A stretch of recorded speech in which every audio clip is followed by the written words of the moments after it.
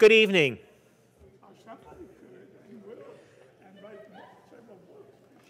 Let's try that again. If I say good evening, you could respond. Good evening? Oh, they are alive. Okay, there is hope then.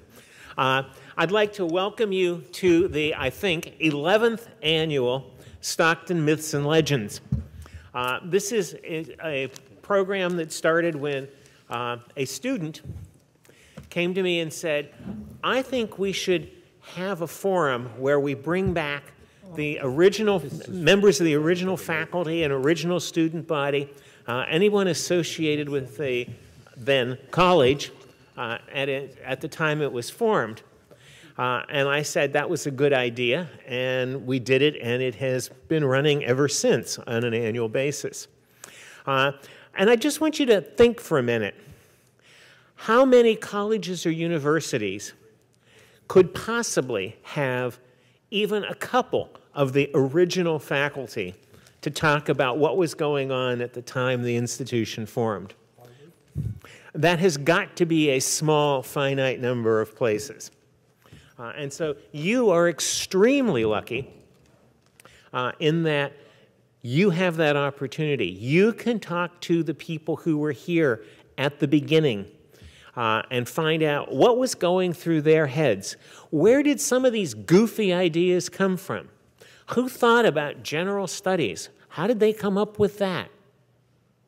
How come we don't have designated parking, except now we do for housing, but you know, there's no faculty and staff lot, for example. How come students have such a role in making decisions for the institution, and how has that changed over time? You might want to ask some of these people about the kinds of things students did in terms of the decision-making at the institution when they were students or when they were early faculty. We're going to talk about a number of things. One of the things that's also on my list is a subject that has been scrolling through my email, and that's the bust of Richard Stockton. And that's not the first time there's been a controversial issue on campus. And so we'll talk a little bit about that, and we'll talk about free speech then and now, and several other things. You should also, as we're going along, think of anything you would like to ask. We're going to give you an opportunity to ask questions so you can move the discussion in a direction that's of interest to you. And this is not a time to be shy, all right? We're not grading you. No one's sitting here and going, oh, that was a dumb question, or oh, that was a good question. There are some faculty in the room, because I recognize them, but they're not going to grade you, honest. The extent of it is, if you are in a class that's giving you extra credit for being here, that they will do, all right? So feel free to ask a question. You know, the only dumb question is the one that doesn't get asked. And if you have a question, I will bet you there's somebody else in the audience who also has it. So keep it going in your head, and as we move along, get ready to ask some questions. Okay, I'm going to start out by having people introduce themselves, and to sort of set the tone for this, my name is Michael Hosick. I'm a geologist, and I was on the geology faculty at Stockton for 40 years. I retired a little over a year ago, and I'm enjoying the retirement part, too. Myths and Legends began when I was director of the honors program, and it came out of the honors program. It was, in fact, the student director of the honors program who came up with the idea of doing it.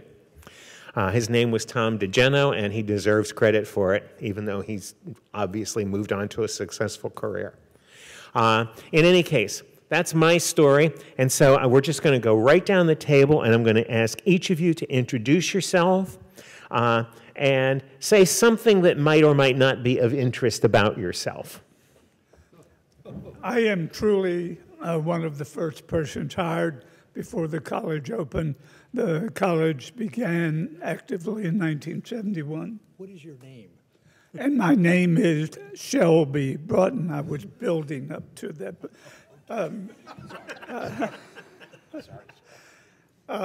By the way, by strange fortune, Tony and I ended up in back rehabilitation together not long ago. We're both two old farts, that's why. At any rate, yes, I was hired in 1971. Actually, that was sealed at the National Conference and Convention of the American Chemical Society. I had gone to Chicago where it was being held and met the man who would be my eventual boss at that time. Dan Mowry was the person involved. It took a lot for him to explain to me what kind of college this would be because it did not exist. Its campus had not been completed. We would open in the Mayflower Hotel on the boardwalk at Tennessee Avenue and Boardwalk. He was wearing a simple short sleeve summer shirt, and he had a peace medal around his neck, the circle with what looks like a rocket about to be fired. That was not the way most college administrators were. He was the dean of the Natural Science and Math Division. So I'll leave it go at that. Tony Marino. Tony and I were also neighbors in an apartment complex. So. Yeah, Shelby and I go back a long way. We didn't know it at the time. We both did our graduate work at Cornell University. He being a few years older than me, he was there a few years ahead of me. Anyway, I like Shelby as part of the original Mayflower faculty. I'm a sociologist. I was about to say I was a sociologist, but I guess I still am, even though I've been retired for many years. And yeah, I was part of that original group. I'll talk about some of the things that I was involved in the first few years. I helped organize the Stockton Faculty Union, then went to work full-time with them upstate, organizing at that time, 8 state colleges into the most powerful state college faculty union in the United States at that time, and probably still true in this time. But in any event, a lot of the interesting things happened those first couple of years. Just a brief comment, and I'll end. I noticed that the Argo, and this guy is going to claim he created the Argo. It's fake news, don't believe it. But I see, is Mary Kelly McQuarrie by any chance in the room? She apparently is writing a series on sexual health education, and in the current issue of the Argo, it's sexual health education hymen. She talks about the hymen. No. This guy next to me, who was an original student, helped me create the first human sexuality course at this college. And in those days, we didn't use highfalutin words like hymen. We used more down-to-earth words, and we can get into that. Because Stockton was an interesting place in 1971, 72, 73, and I was there, and somehow I survived it, and wound up 2 months ago in a hospital bed, sharing a hospital room with this guy. Sharing a bed. Sharing a bed? No, we were not sharing the bed. She was sharing the room. Shelby, please. It only had one bed, though. Yeah. Okay, enough. Go ahead. It was a suite with 2 beds. Nothing wrong with that. Not that there's anything wrong with it. No, not at all. Anyway, my name is Jose Delgado. I was one of the original students and original class that graduated. I came to Stockton because someone stopped me at Brookdale Community College, and they told me, "Did you hear they're opening up a school in South Jersey?" I said, "Really, what?" "Oh, I forgot the name, but you should look into it." And I did, and that's how I came to Stockton. I remember that it was a hot September day. I also remember that day because one of the students pulled up to the Mayflower, ran in to do something, left the key in the car, and the car was stolen. And I remember that. But anyway. He stole it, by the way. No, I graduated from that.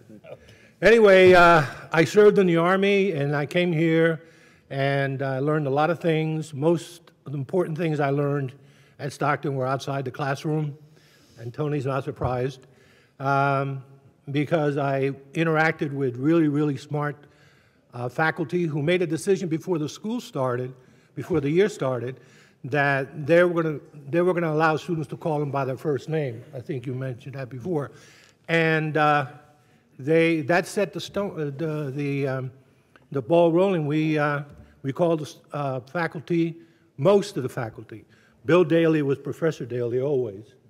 I don't remember anybody calling Professor Daly Bill. Maybe it's because he wore a tie all the time. But anyway, the students were interesting, very motivated. The student union got started. The faculty and the students closed the school down because of certain faculty decisions for like 3 or 4 days. So it was a really interesting, vibrant place because the people were exactly that, vibrant, alive, very inquisitive. Authority meant nothing to them. Even though they were respectful, authority did not intimidate them. And I think that was a good thing. Faculty were not there to intimidate you. They were there to help you, and in a lot of cases, draw up your own curriculum. You could decide what you wanted to take, what courses to take, independent studies, and all that. Create classes. We started the human sexuality class, one of the most popular classes in the at the college at that time. Anyway, we'll talk more later. Your turn. Hi, my name is Dan McMahon. I was a student in 1971 to 73. I was a veteran from the Navy, so I was a couple years older. I started the Argo in 1971 and picked the name from submissions that students made at that year. When I graduated, I started the Alumni Association, and you'll probably get a letter from me when you graduate asking you for money. So you're all welcome to donate now, of course, but anyway, I worked in higher education for almost 30 years, and 5 years ago, at 65, I climbed Mount Kilimanjaro, which is something I like to work into conversation whenever I can. But Stockton was an interesting place back in those times. When the Argo started, we had very poor writing, so I decided to start a journalism class. And in those days, you could get 25 names, 20 names on a petition, and petition the school to start a class. So we put together a class, and we got a local editor from Atlantic City who ran the Italian American newspaper in Atlantic City, and he became our faculty member. And through that class, we made submissions to the Argo, and that's how it all started. And I see it's still around, so that's a nice thing. There's been a couple of attempts to change the name of the student newspaper, but once the background is explained, it usually it sticks.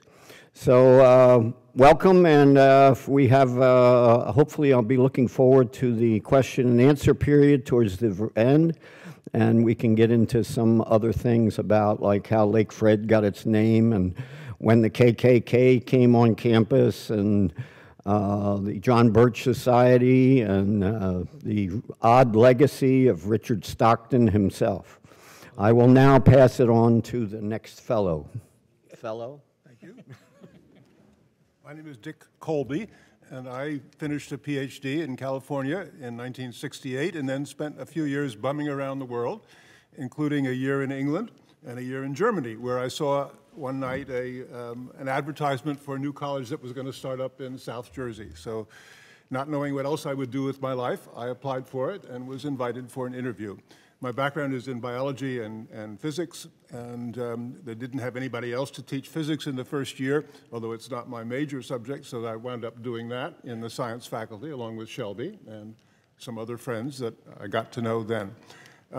My background in the Mayflower Hotel goes much further back than anybody else on the dais, I think, because my parents informed me that I was actually conceived in the Mayflower Hotel.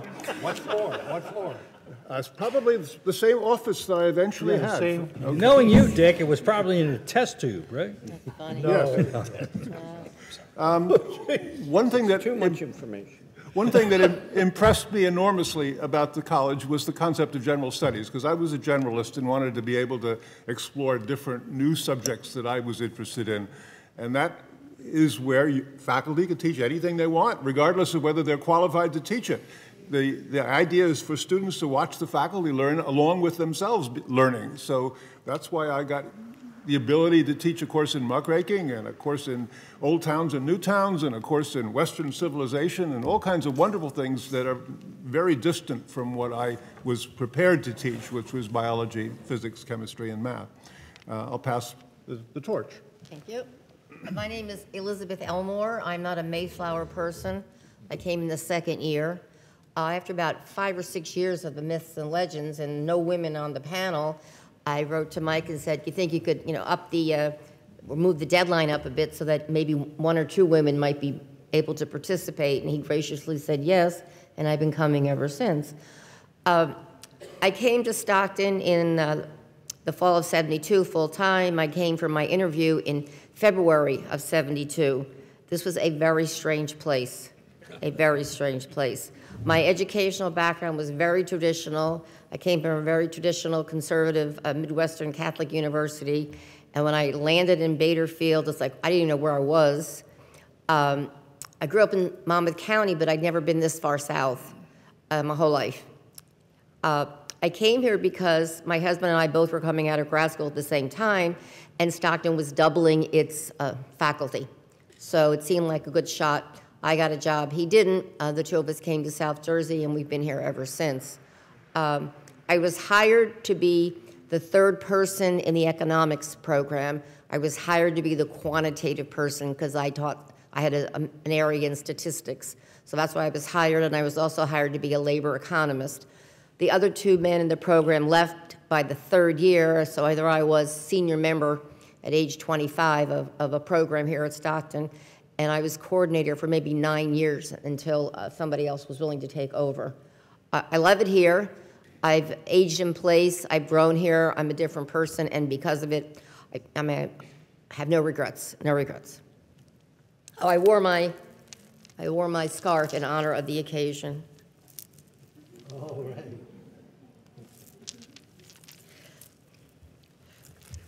Okay, that's it. Just a quick question. How many of you know where Baderfield was? That's what I thought. Mike, how many of you know what the Mayflower Hotel was? I mean, we're assuming a lot of things. Not many people. Yeah. On the boardwalk, she said. On the boardwalk in Yeah. Atlantic City. Well, very quickly, the Mayflower Hotel is where Stockton began in the fall of 1971 because the campus wasn't yet ready for us. We moved out here in January of 1972 after the first semester. So when we talk about the Mayflower faculty, there were 55 of us that first year who started at the Mayflower Hotel, which was a seedy, rundown hotel. Condemned, I think. I think it was semi-condemned. And the fact that Dick was conceived in that hotel tells you something about that hotel, by the way. But we'll let that go. And he's a good friend. We'll put up with it. But in any event, that's a quick history. So when we refer to the Mayflower faculty or the Mayflower year, we're talking about that first semester. At that time, Tennessee Avenue, where the Mayflower was located, was kind of the heart of the gay community of Atlantic City, which was very vibrant. And we used to frequent the luncheonettes and the bars, et cetera, of the gay community. They welcomed us, we welcomed them, and it was an important part of the early Stockton, the meshing together of Stockton with the gay community and also the minority community. At that time, Atlantic City had 5,000 Puerto Rican nationals, American citizens, but referring to themselves as Puerto Ricans, as Jose himself is. You know, throwing the toilet. Yeah, well, forget that. Now, you know, don't hold it against the president. If he had had toilet paper, he would have been throwing that at them too. But in any event, so that's quickly it. And let's get back to questions or whatever we want to do here. At the Mayflower, from the 5th floor up, it was dormitories, so students lived up there. And one evening I went up there and there was a party going on and I was like shocked at what was going on. But anyway. Can I say just a tiny bit more about that? How do you make a college out of a hotel? Even though the Mayflower was closed, it wasn't quite as steady as you would think. What do good resort hotels have? They have huge conference rooms on the ground floors, And those conference rooms became assembly places, auditoriums, libraries, and other parts of the college in which a great deal of space was needed. At the next level, you typically have some kind of mezzanine level where there are the lush suites with more room for people who are staying at the hotel. Those became classrooms, and just above them was another tier of reasonably fine offices, and they became faculty office spaces. So initially we had quite a fine office. We had a private bathroom, and many people, being young and athletic, ran on the boardwalk and the beach before and after class and showered down. And the upper floors, you need to say simply, were the hotel rooms themselves from the original day. They became the student dorms. And I think it's an exceedingly enterprising plan. The problem was there had been strike delays out here on campus. The trouble is all faculty and administrators had been hired, all students had been admitted, and all the brochures and information were out. And the first president, Richard Bjork, said, I'm not going to throw this all away and have to start over again. It's an awful waste of money. We will rent a hotel. My understanding is the Mayflower was rented for $100,000. Does that figure work with anybody? I forgot to tell them about the pool. There was a pool. Well, it had all the facilities that a resort hotel would have, yes. Fascinating place. It worked quite well, as a matter of fact. Wouldn't you say? Yeah, Tell them about candy. I got to admit, I was happy to move out here, though, in January, out here in the Pines. I'm an urban-based guy, born and raised in Philly, so I like cities, and Atlantic City was a city, and a neighborhood like I had grown up in, with much of the same kind of people wandering around. But it was an interesting experience. And it's interesting that on, the 48th anniversary of Stockton, September of 2018, did I add up right? Well, let the physics 17. Guy remind me, whatever it is. No, September of 2018, Stockton's moving back to Atlantic City and will be on a boardwalk. And those of you who are freshmen and sophomore will be able to take classes there. And think about it. It's a great venue. We all love Atlantic City. We've spent many years there. And it has kind of a nasty reputation, some of which is deserved, but most of it isn't. But in any event, keep your mind open. If there's a class you want to take and happens to be offered next year in Atlantic City, think about taking it to enjoy the kind of lifestyle that these two former students enjoyed when they were young. So when you get to be our age, you'll say, hey, I took classes in Atlantic City. Betty? Faculty didn't have offices when I arrived in the fall of '72. They had us in one giant room with corkboard partitions. And Dick was my neighbor. I remember you bringing in containers of crunchy celery and carrots. Yes. Still do. Still does. Yep. Very willing to share. Dan, tell your story about your favorite professor that year that Betty's referring to with the open room and his ashtray. Well, some of them did have offices, the cubicles this was at the main campus when we came in 71. 72 rather, right.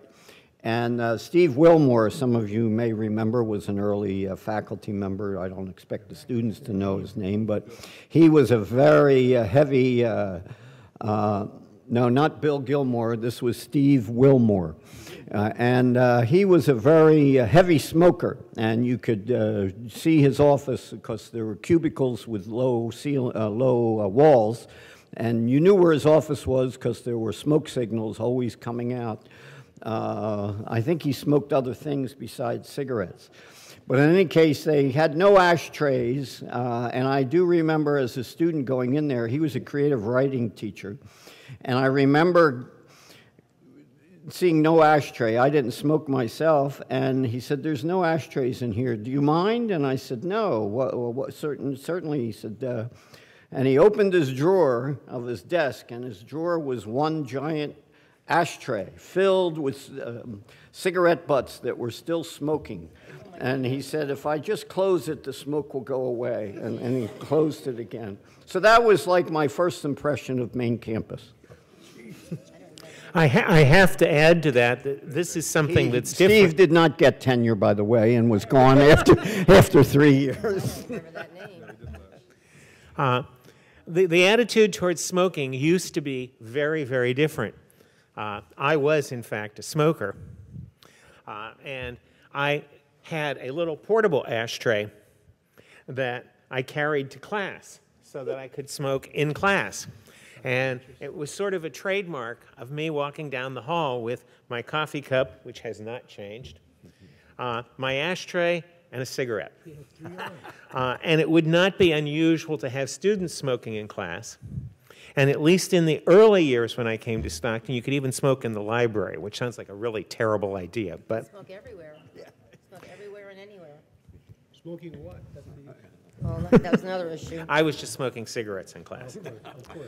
I, too, was a heavy smoker, and when we finally got our offices by, I guess, the third year, I had one of the premium offices overlooking the lake, in, I guess it's still Sea Wing, the last office, with a great lake view. But our offices were finally graduated from cubicles into a 10 by 10 office, which, for all I know, is maybe still the same measurements of faculty offices.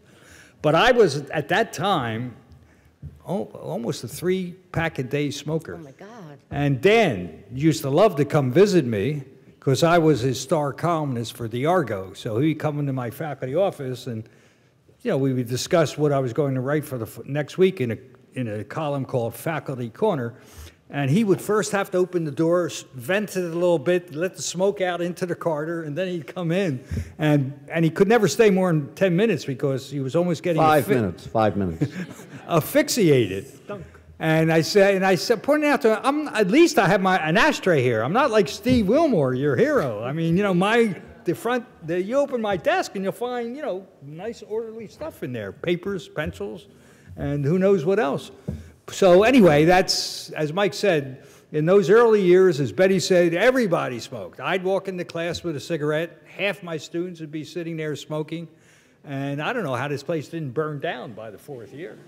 Most of it wasn't flammable, if you think about it. Adrienne Jaffe was one of the early faculty members, and he was known for smoking 2 cigarettes at the same time because he would light his second cigarette with the first cigarette.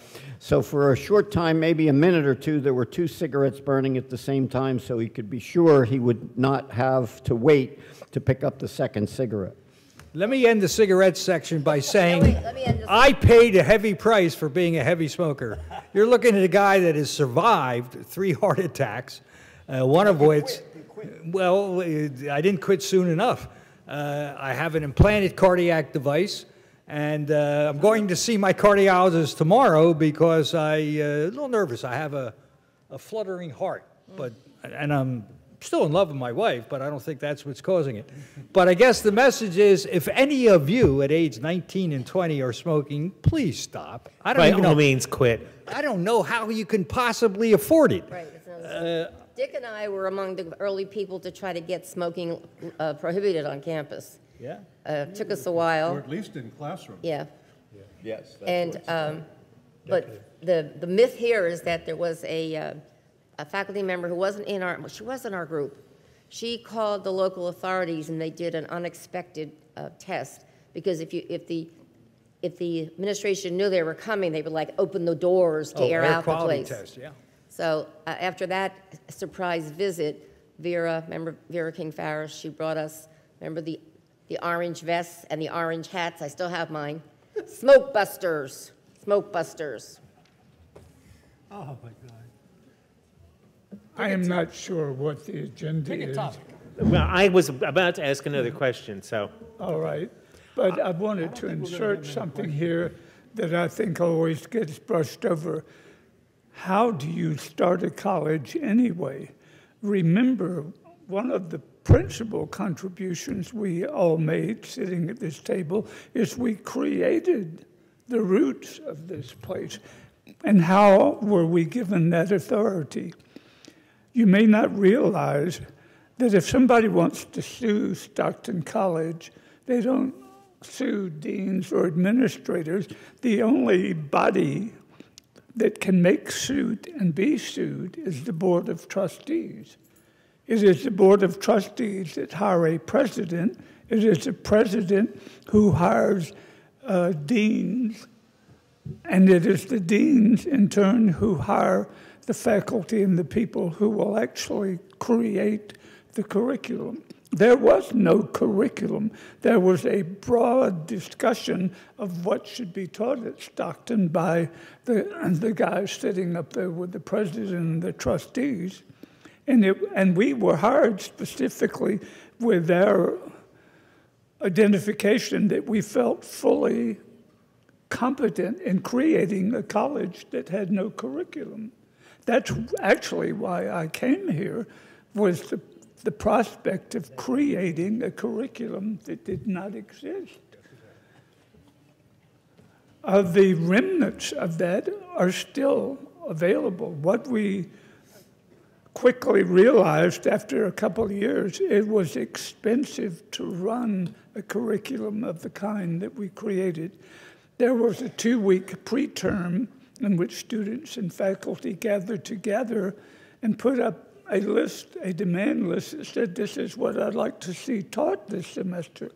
There was no general college catalog. The courses were created ad hoc based upon demand, for example. That turned out to be expensive. And unfortunately, students quickly said, well, hell, classes don't start for 2 weeks. Why should I waste my time out there helping those guys plan the curriculum, right? Well, that was gone before I came. Yes. We used to have 3 semesters, 4 months, 1 month, and 4 months. And the 1 month was allowed for special studies, travel abroad, and so on. It quickly turned out that it was too expensive to start up 3 times in the same academic year. So there were some extraordinary fine ideas created by students and faculty during those very adventuresome ad hoc years. Just to give you that, this was really the Elizabeth. Can I follow up on that a little bit? Right, go ahead. Yeah. The idea of the 3 semesters, I thought, was very intelligent because the fall and spring semesters were long and the winter semester was just 4 weeks. And therefore, it was perfect. And you only took 1 or 2 courses during that short winter semester, so you could concentrate and spend all your time in the laboratory. I took a whole class to Oak Ridge, Tennessee to learn nuclear techniques during one of those winter terms. It was perfect for languages where you could be full-time working on French or whatever language you wanted. I was very sad when they took that away, but it did cost a lot more money to administrate. I'm going to interject here on that specific topic.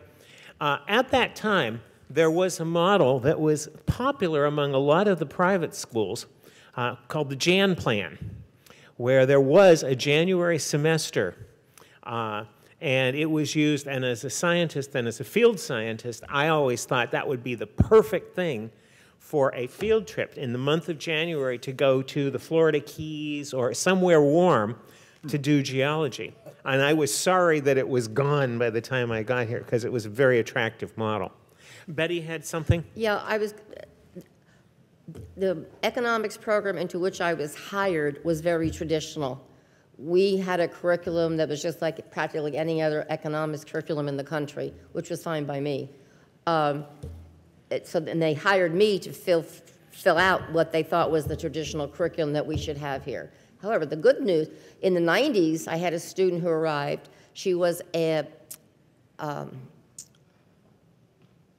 lineman for the electric company, and she was laid off because of cutbacks.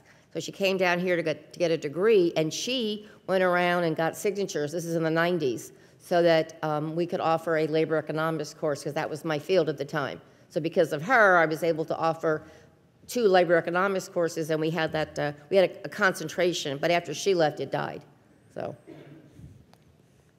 So I guess to sum it all up, the students sometimes influence the faculty in very positive ways. Absolutely. Jose, that was a perfect segue, because what I wanted to talk about next was, in fact, Stockton started in 1971. It was the end of the 1960s, which was a time that I think I can say was characterized by student activism, among other things. And a lot of the thinking of Stockton came out of some of the student ideas from the 1960s. I recognized them. And what I'd like to know is, in the early days, how active were students, both in terms of the programs at the institution, decisions at the institution, influencing policies and decisions of the administrators, and then also how active were students on a broader political front? There are no students here. Let me start by just saying that instead of a faculty assembly or a faculty senate or a student senate, I think it was Bjork, the original president, who decided we're going to have a single body and they're not going to be elected to it. You're going to put in a petition if you want to serve, and then we'll select them at random so that there will always be a number of faculty, a number of students, and a number of staff coming to the college council, it was called. And one of the original faculty members, who was a Quaker, made the suggestion that all decisions should not be made by votes. The Quaker way to do it is to achieve consensus by long discussion. It would go long into the night. And there was a secretary who would take down everything. But for the first 2 years, the college was run by this weird contraption called the College Council, which was a mixture of faculty, students, and staff meeting who were not elected to those positions. That is, they weren't representing a constituency so much as just simply having put in petitions saying they wanted to be part of it. Well, let me disagree a little bit with my colleague. I was one of the faculty members who engineered a coup d'etat of College Council in the third year of its existence, and I should say the third and last year of its existence, because the students, faculty, and staff who organized the coup d'etat were unacceptable to the administration of the college, and they discovered that the system of College Council, which on paper worked well, in reality had many flaws, one of which is it disagreed from time to time with what the president wanted to do. Oh, yes. And that became a major problem to the president and to the board of trustees. You're looking at a guy who had the distinctive pleasure of receiving a 13-page nasty letter from the chairperson of the board of trustees accusing me of being a communist and something I never was, but I was close to it. Okay. But, you know, taking over the College Council, all we had done was petition through the supposedly normal channels of College Council that we wanted to evaluate the president of the college. We kind of seized the concept that we had power. Now, as a faculty member, I watched the students actually believe that they were going to achieve this. I kind of didn't think, even though I was helping to lead the efforts, that we were ever going to achieve it. But it was an interesting experiment in political reality rather than political theory.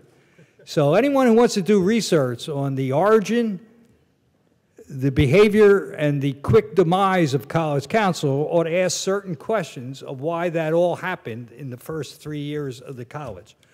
Yeah. Dick, you were always more of a traditionalist. You actually believe, because you're an optimist, that you had some power while you sat on College Council. But I think if you reflect over the decisions College Council made and how many of them were ever implemented, it was a classic excursion into self-delusion, as many startup political entities are, because power is held by a certain group of people, and in order to get power, you have to seize it. Nobody ever gives it to you.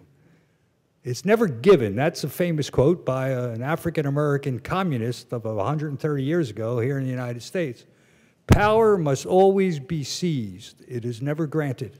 And College Council was an excellent example of paper power that once it began to get exercised was quickly eliminated. I don't don't know about that. Wow, of course you don't. One thing we did was to establish the mechanism by which faculty would be evaluated for retention, promotion, and tenure. Yeah, and I was one of the leaders of that while I was on college council, and the only reason it went through is that the faculty wanted it. So But why the- did it come to an end so suddenly? I was vice president of that body. And by the end of that first year operating as a college council, we thought that we had accomplished quite a number of things which we were ready to put into action. And the president of the college, Richard Bjork, announced, "Oh, you have no legislative powers. You're only an advisory body to the office of the president. And I'll take your wonderful hard-worked information and I'll decide whether I will implement any of it or not." The language was pretty strong at that point. I assume I won't startle anybody if I say, "fuck you." But that was essentially what was said. And the "fuck you" meant, if we're going to do all the work, we need to have some of the reward of seeing the work implemented. And since you're not going to take our information other than in an advisory capacity, then go out and hire your own goddamn administrators and see whether they can implement your ideas. Excuse me, I'm a Southern gentleman, but I can still feel the ire bubbling up. Those days were very lively. Going back to the question from the students, answer from the student. I was thinking about this a couple of days ago in preparation for tonight, and the thing that came to my mind was that there wasn't that much protest on campus. Maybe I missed something or I forgot, but it wasn't a place where there was a lot of protests. I mean, everybody was against the war. Everybody hated Nixon. I mean, That's the Vietnam War. I'm sorry, Vietnam War. There's a new war. You may have read about it in your history books. But I don't remember, I mean, there were some beautiful things that occurred. I remember they invited a Native American group to speak and to talk about different things that was affecting the tribe and federal legislation and, things like that. And there were other activities, but I don't remember it being a beehive of protesting. And There were a lot of housekeeping type things that had to be done the first year or two. The college council did a lot of those. There were committees to pick the school colors. I remember I was on a committee to help design the diploma, and we at one point wanted to be really different, and we were going to make a round diploma. And we just thought that would be the most wonderful thing. Just stop there. A round diploma. That says millions of things about the students who came to Stockton. That's how we thought.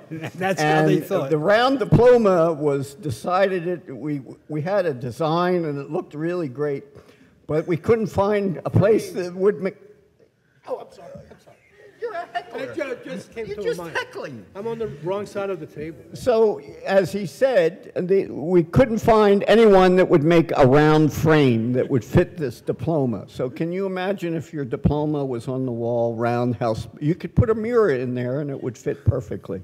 The other thing was that we designed the school, the logo, which is now, Shelby will get started on that. The original logo, which is on this newspaper here.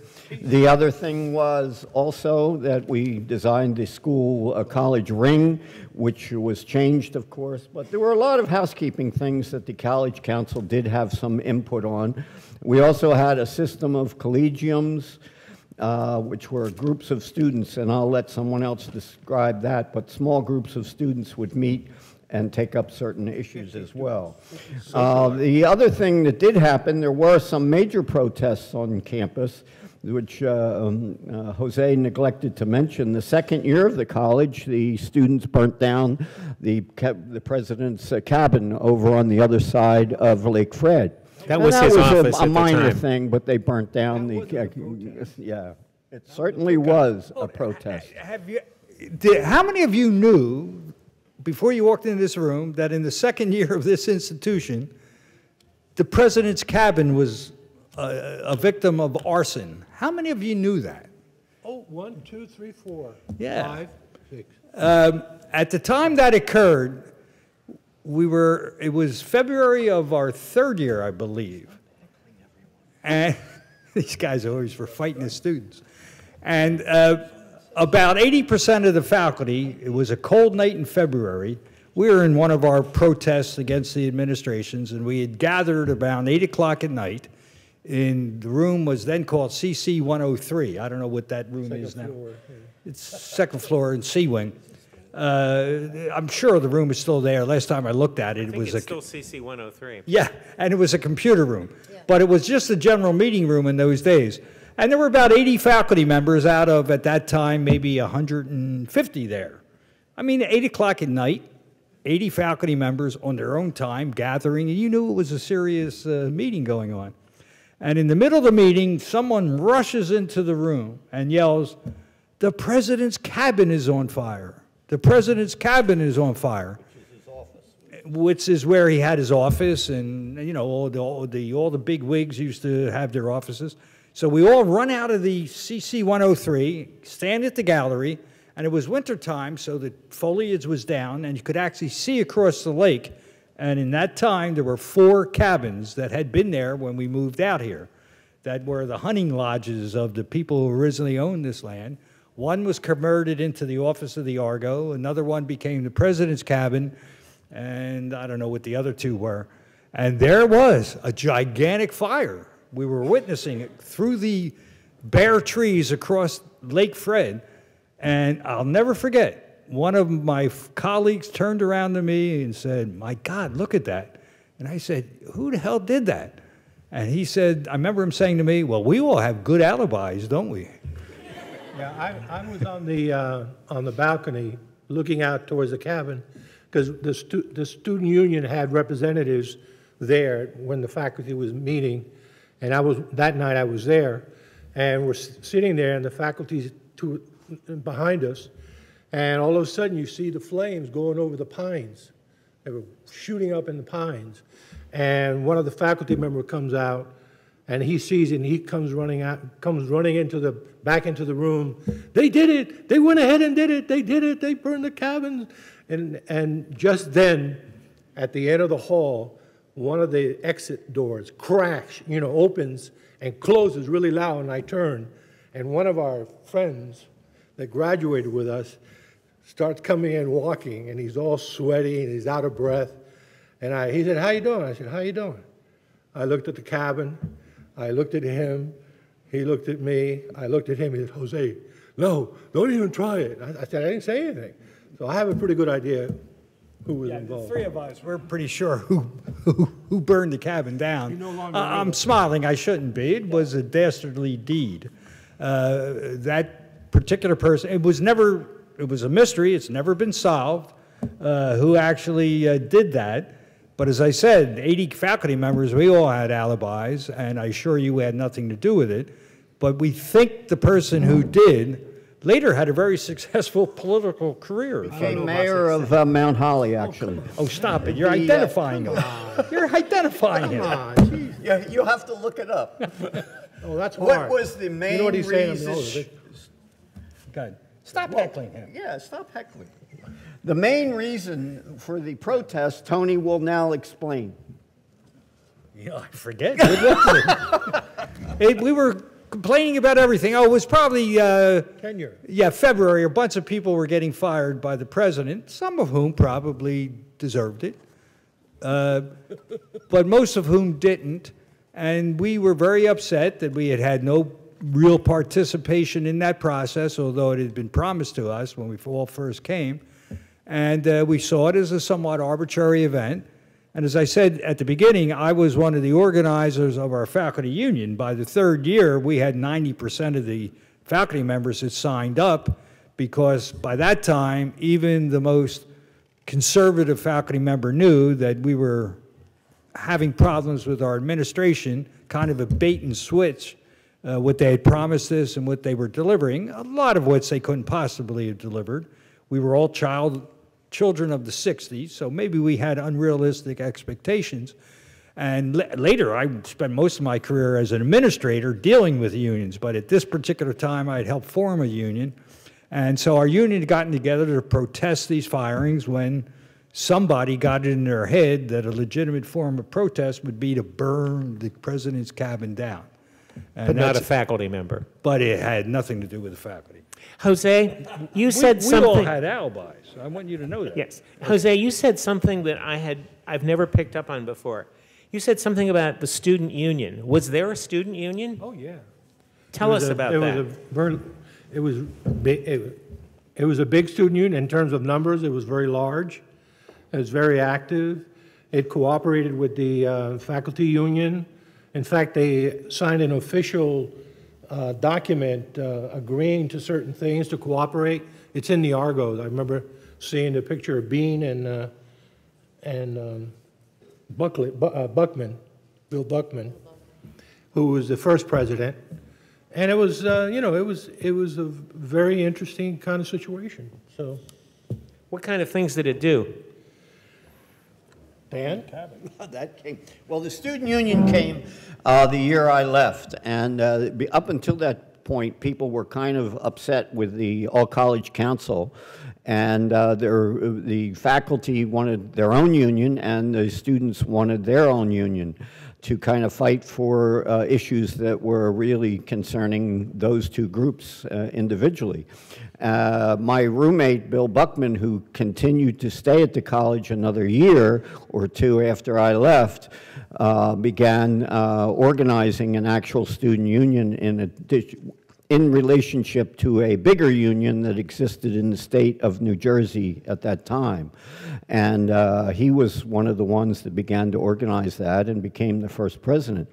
But the president, I remember at that time, there were rumblings of the student union when I was here that last year in '73, and I remember the administration was not happy with the student union, so they got a group of students together to form a student government association, and that was the official name to kind of combat the student union. So, another good friend of ours was appointed president of that particular group, Joe DiGirolamo. So towards that 73, you had 4 or 5 different groups all fighting for power within the college. There was, I think, Bill Buckman and the union sent letters to prospective freshmen talking about the faculty. Somebody leaked the names and addresses of prospective students, and they put together a mailing and sent it out to prospective students telling them about the college. I don't know if it had any effect, but that's the kind of stuff they did.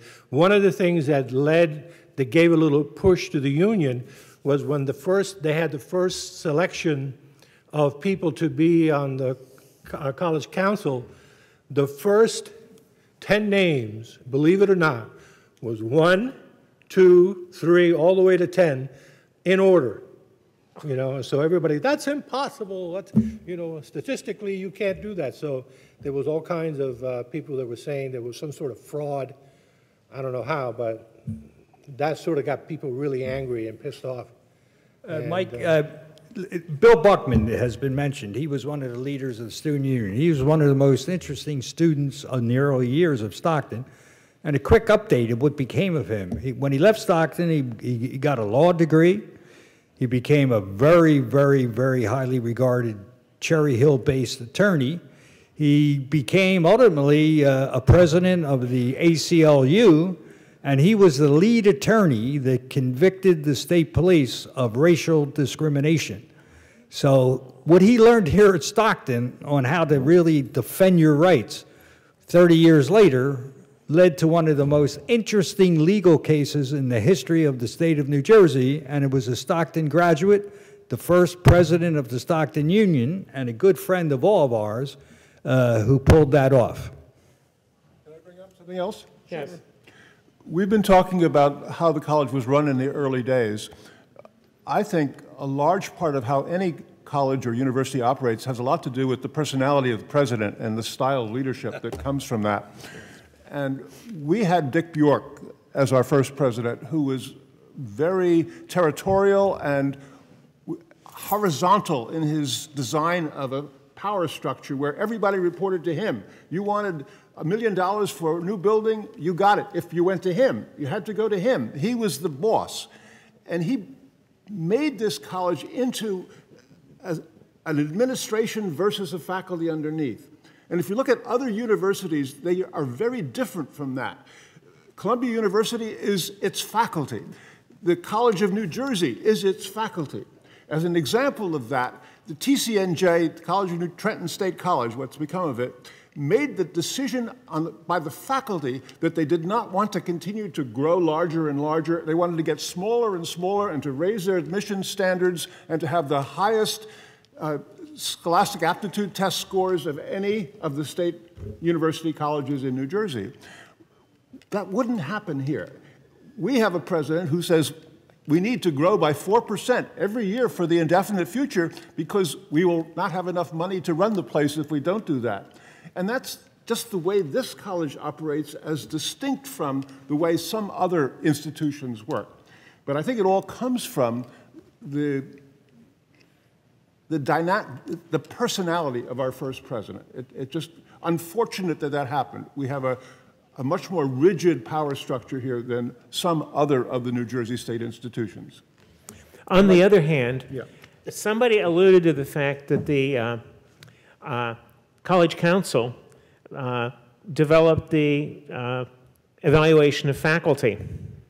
And it's not like this anymore, but in the 70s, each, what is now a school, they were called divisions back then, but each division had a faculty review committee, although I don't think that's what it was called, but it was, right, and the faculty review committee consisted of 5 faculty and 5 students. The 5 students were chosen by lottery. If you wanted to be on a faculty review committee, you filled out a form to say that, and then they were drawn from a lottery. And you might be in social and behavioral sciences, but you might very well be on the review committee for arts and humanities. It meant that the students had much more direct input than as it's evolved, they now do. But it was a very different kind of model.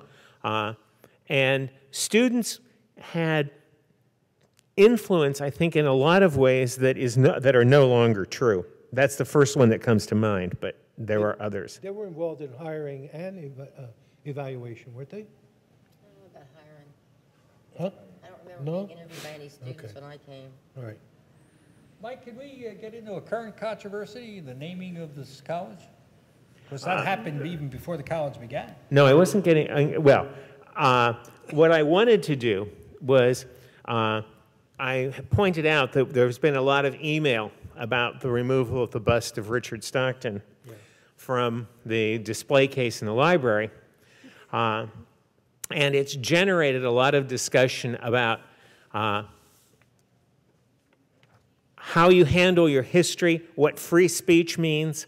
And I thought it would be interesting to look back at some of the other controversies before we get to that one. One of them that comes to my mind was the KKK on campus. And yeah, about now's when I'd like my PowerPoint. Well, you came prepared. Okay. That's the page from the Argo on December 1st, 1988. And there we have the brothers of the, whoops, sorry. Good grief.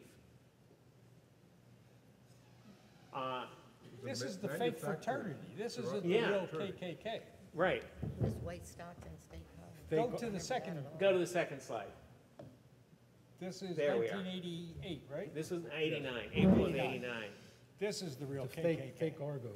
Yeah. No, it was not. It chooses not to be. Dick, these came from you, so you want to talk about this? Me? Yeah.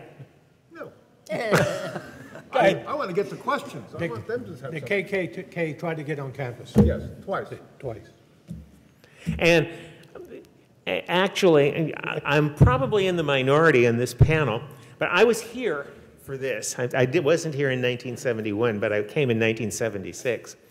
And I actually argued that the KKK ought to come on campus because I think that sunlight is a great disinfectant. And the more you know about something, the more you can make an informed decision. And in line with that, I think that at an academic institution, ideas, however controversial, ought to be discussable. And I would at least like Dick to say something about free speech, please, and the university environment, and some of your history. Well, it turns out that both Tony Marino, my colleague here, and I both happen to have been at the University of California, Berkeley campus in the fall of 1964, when a certain event took place called the Berkeley Free Speech Movement. And he was not really a student at that time. I was not an outside agitator either, if Right. that's what you're implying. No, I was a Peace Corps volunteer. I just graduated at Jesuit College in Philadelphia, where I used to wear a tie and went to Mass every day, and I was a good Catholic kid being raised in Philadelphia. And I go off to this strange environment as an inductee to the United States Peace Corps, and only its second, third year of existence, infused with the ideology of John F. Kennedy to help bear every burden, to give something to your country, not to ask your country to give you something. So I was a Peace Corps volunteer. And I wind up at University of California, Berkeley, which was a foreign world to someone who had lived at home and took the bus to college, to a Jesuit college, wearing a suit coat and tie. And here I was, just a couple months later, watching the free speech movement being led by guys like Dick Colby, who was an actual student. leader. But in any event, God, you pick it up from there. It is an enormously complicated issue, and I can talk probably for 2 hours about it, and I don't want to do that. And I don't want to do that. But I was very sensitized. I wasn't a leader of it, and I wasn't even an important member of it at the beginning. But in the end, on December 2nd of 1964, I followed 813 other students and a few faculty into the administration building of the University of California, and we sat down. And we stayed sitting down until they arrested us.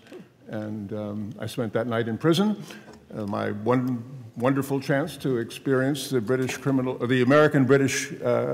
American criminal justice system. They had room for all of you? And then the real work started. The demand from the students to the faculty and from the faculty to the Board of Trustees that the First Amendment to the U.S. Constitution, which permits freedom of association, freedom to gather signatures, freedom to set up tables to collect money, freedom to bring people, outsiders, onto campus to speak about anything we wanted them to speak. When that was finally brought to the agreement of the University of California Board of Trustees in December of that year, it took 3 full months of agitation and many, many people being permanently hurt by it in one way or another, but also 10,000 students getting involved in that. It was a wonderful experience. I'm glad to talk about it later, but it is an enormously complex question, because if people really can say anything they want, can they shout fire in a theater? Can they hurt people's feelings by what they say? Can they talk about political systems that we don't have in this country, like communism, and advocate for them? People get hurt by that. And the Supreme Court has had a very great difficulty making decisions about exactly what the limits should be. And even the president of this college, when he said recently in a published statement that we are going to honor free speech, but we're not going to let certain people say certain things, that to me is very difficult to hear and reminds me that it is not an easy question. We have a couple of lawyers on the faculty who specialize in free speech issues. I have written them many messages saying, would you please tell us what you think about this. And they're very cautious about saying anything, unfortunately.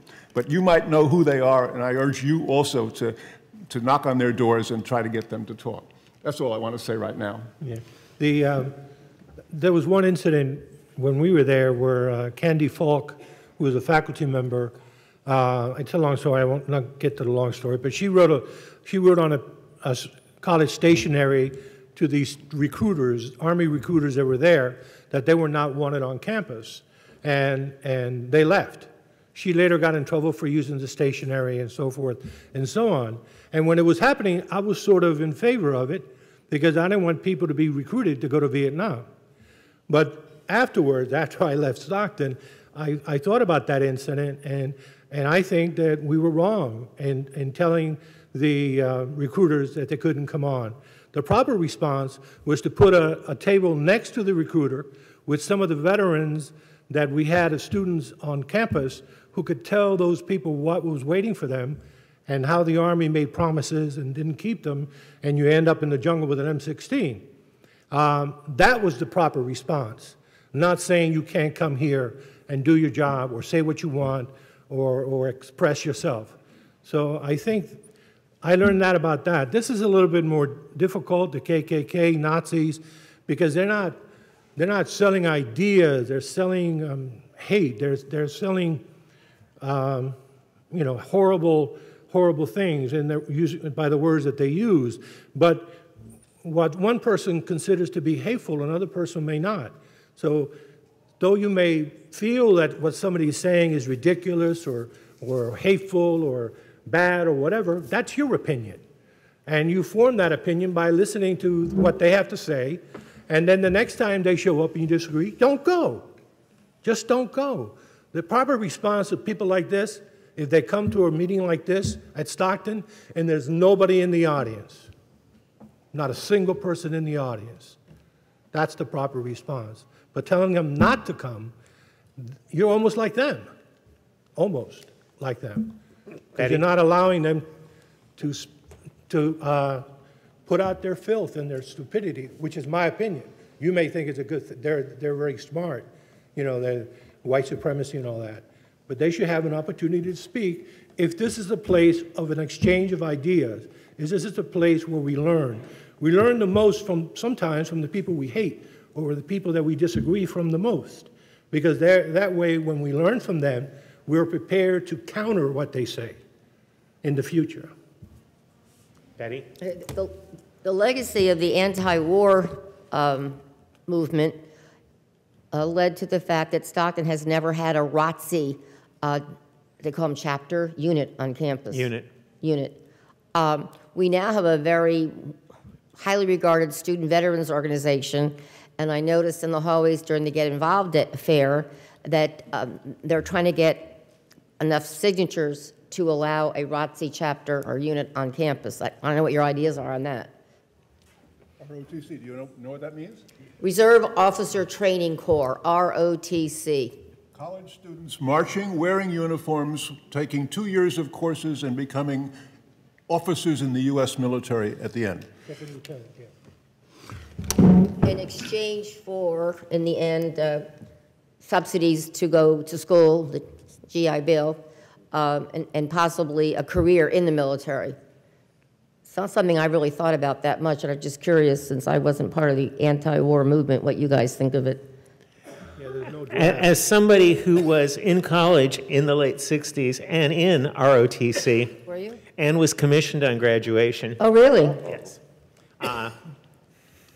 Which put me in a distinct minority when I came to college to Stockton in 1976. Interesting. I did not know that about you.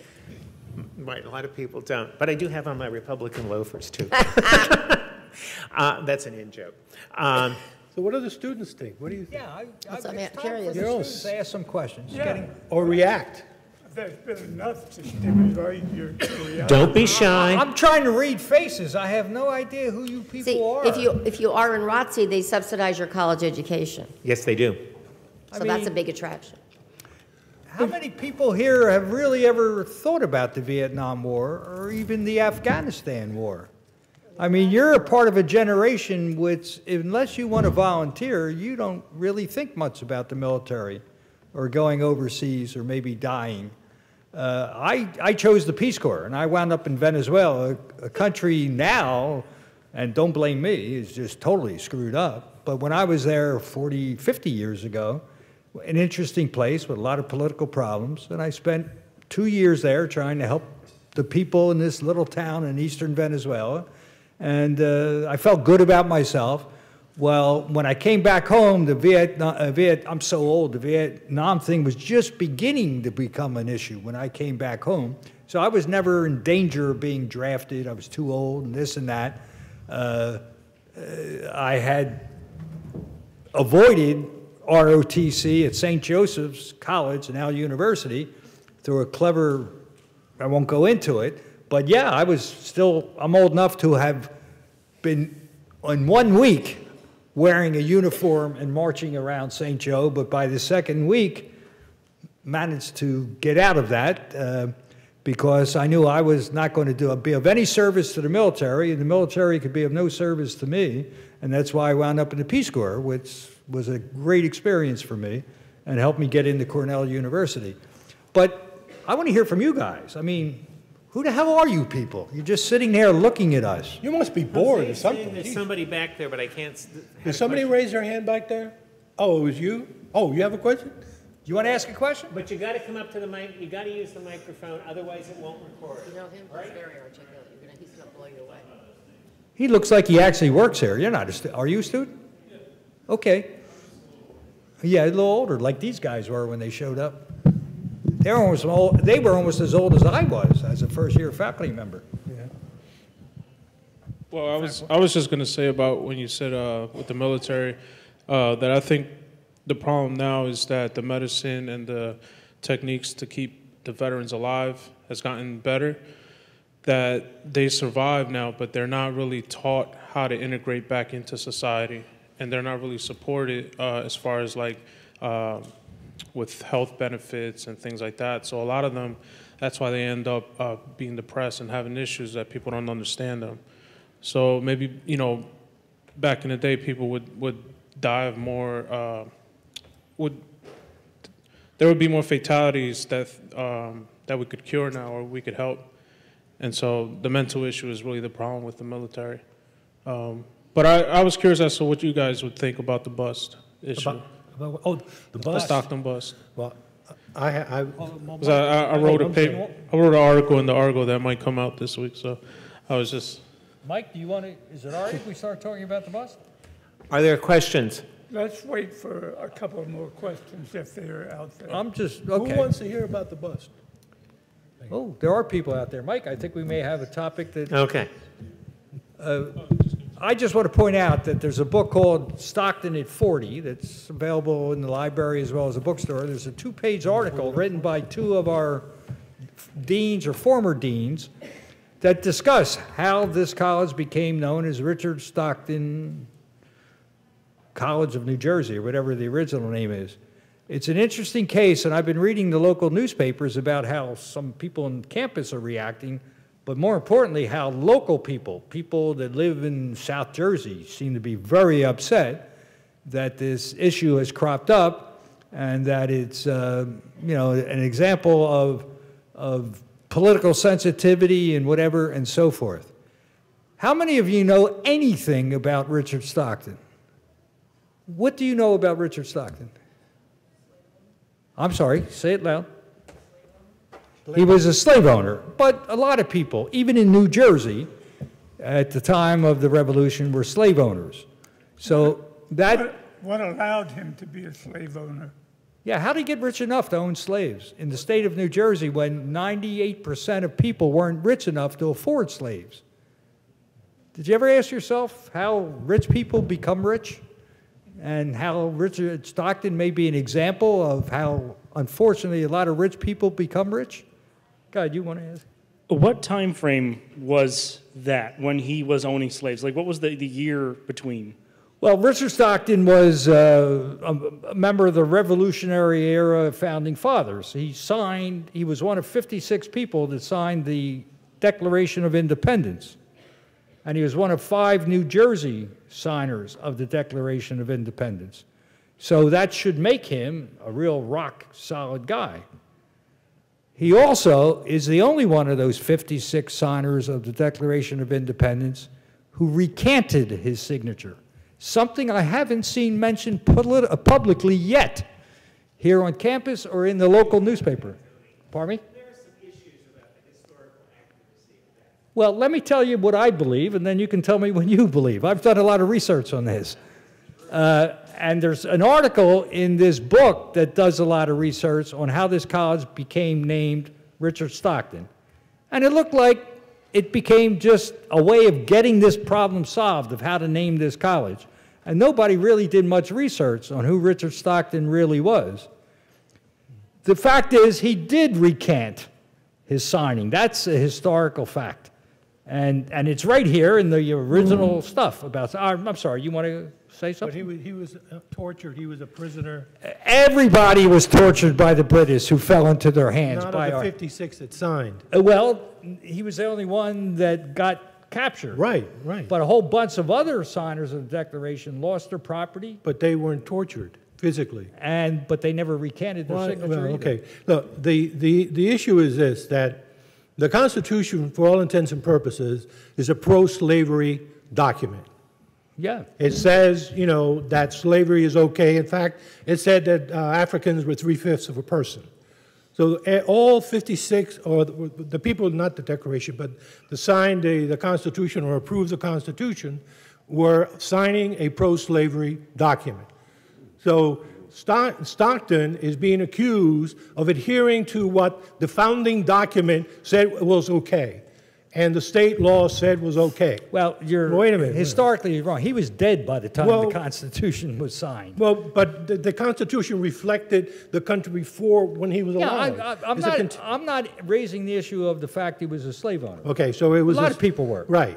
So the question that I have that I can't understand: why is everybody?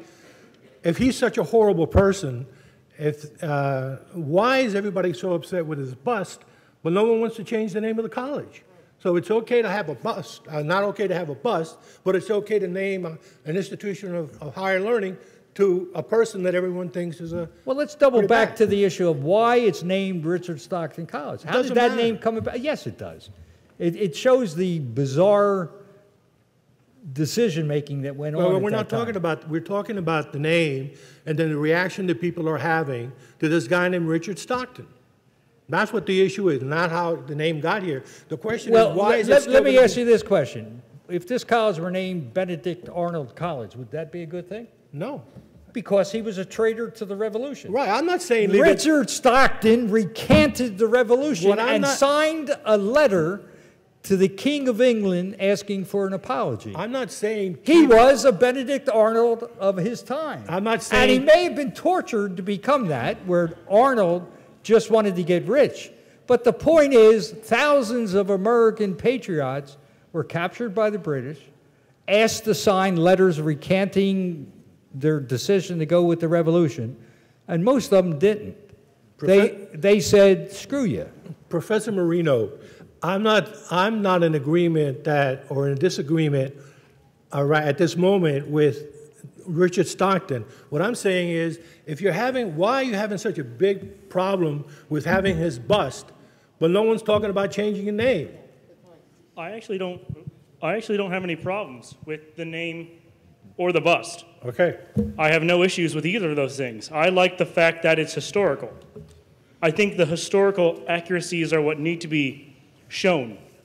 Having the bust and having a name, where's the bust now? It's in... I actually don't. I believe it's in the library. They took it out. It's in storage. Okay, so... There's a guy back there that wants to say something. This fellow back there. I never had a problem with that. Okay. It's easy to remove the bust. It's hard to change the name. Right. Thank you very much. He still wants to say something in your neck. So I don't believe that there was ever really an issue. I think that the people are trying to bring it up now, but like you said, a lot of people back then owned slaves. It was just a common thing to do. Right. So it wasn't that it wasn't misunderstood. I don't understand why they're trying to bring it up now, because, you know, we're going to, like, yell at Thomas Jefferson or something like that, because he owned slaves too. All these founding fathers, people like that, all from that from that era. It was so common. Yeah. And it was just the time frame. And it's nice to know that in history, things changed. From that point on, you know, we learned from our mistakes and we've changed things. I like that fact, that Richard Stockton is not just a name. It does actually show a change from then to now. And I don't think that there would be a problem, you know, there shouldn't be a problem with the naming of the college, and there shouldn't be a problem with the bust. Okay, I would like to, I want to make a comment, but there's at least two other people that want to say something. So recently there was an open forum on the topic of Richard Stockton's bust. I'm not a history professor or even a history student, but a history professor did show up and give us a greater analysis of the history of Richard Stockton, and I'm more or less trying to regurgitate what he said. And when it comes to the him being tortured, that's more or less a legend according to his conclusion. But there is the fact that he would have probably been taken to those ships that were stationed in New York City, where I believe more people died on there than in the battles of the Revolution. So it's kind of like iffy on whether or not we can be like, oh, he was tortured, that's why he recanted it, because according to the professor who went up and spoke about it, he wasn't tortured in like the legend way that I remember reading online beforehand, where like he was dragged through the mud and barefoot. But you could also, on the other hand, just say, you know, like he was headed to these ships where he would have died a horrible death. And he traded his signature. And he traded his to get freedom to go back to his plantation where the slaves were working the fields. Yes. That's one way of interpreting why he did what he did. Yes. And it's unfortunate that the people who decided to name the college that, it's been documented, were totally unaware of that. Mm-hmm. There were other options to name this college, and then for whatever reason they picked Richard Stockton, because they really just wanted to end the discussion. And also on the bust thing, to my knowledge, it's gone. And they're saying that they'll bring it back in some museum, but the Student Senate today just passed a resolution that said that they're not going to, what's it called? They're requesting the school to not glorify him in any way in this museum. And I believe the excuse from the school on why we don't change the name is because it would be too difficult and unfair to former students, where if I were to graduate next year and they don't change the name until 2 years from now, then I would be then 30 years from now, if I wanted to go to graduate school or something, I'd be, I went to Stockton, and people just wouldn't have any May I make a comment to that bizarre reasoning? There are two other state colleges that recently, all of these state colleges have changed their name at one time or another. If you were a graduate of that place they now call the College of New Jersey in Trenton, well, it was called Trenton State College at one time. Rowan was Glassboro. Rowan University was once called Glassboro State College. We could change the name of this college to a true American hero who was actually born in South Jersey, Richard Summers. A name most of you probably never heard of, because the local people didn't do any research on it at the time. Tony, I have to point out, we've changed the name of this place several times. Yes. It was Stockton State College, then became Richard Stockton College of New Jersey. So it's already happened several times. And now it's a university. Yes, that's true too. We've moved. No, I promised this. Oh, okay. I'm going to go to you first because he already had one shot. Like what everyone is saying, if we get rid of the bus, then we should change the name, but I don't get what getting rid of the bus does. It doesn't do anything. What it does is make us discuss the reality of who the hell this Richard Stockton really was, and why our founding fathers of this college decided, if you read this document, apparently after getting harassed to get a name, they came up with a name. without doing any real research on who the hell he was. And that's a problem to me. And by the way, this is nothing new. There were a couple original faculty members. Bill Gilmore was one of them, an American historian, who was outraged when he did some research on who this Richard Stockton really was and what he had really done. One other fact about that family was they were the last family in the state of New Jersey to give up their slaves. His son, I mean, he was long dead, Richard Stockton, but Jr. Held on to the slaves for as long as he could, and New Jersey passed a law, I think in 1820, or whatever the date was, that was the last day you could be a slave owner in New Jersey, and he was the absolutely last guy, based on what I've heard, to give up his slaves. Another thing is, what was I saying? A lot of people don't realize, but do you know who the last president was to own slaves? Last president? Last president. Probably Taylor? Ulysses S. Grant. Who? Yeah. U.S. Grant. Who was after Lincoln, who was the general of the Union. So I don't, like what he was saying, I'm not agreeing with it, but It's not slavery. the issue, again, it's not the issue of he owned slaves. The fact is, he signed the Declaration of Independence and recanted. Just like Benedict Arnold, in a different way, recanted his loyalty to the patriot cause. And that should have disqualified him. There's a guy named Francis Hopkinson, who was from Burlington County, a local South Jersey guy, who was a musician, a poet, and a real scholar, who was one of the 5 signers of the Declaration of Independence. From New Jersey, right? From New Jersey. His home was confiscated by the British, but he didn't recant his signature. So the group of people who named this college Richard Stockton College had this guy as a possible choice, a local South Jersey man. He's actually born in Philly, but he married into a South Jersey family in Bordentown. He was a signer of the Declaration, highly regarded by everybody, which, by the way, Richard Stockton wasn't, according to the history that I've heard about Richard Stockton.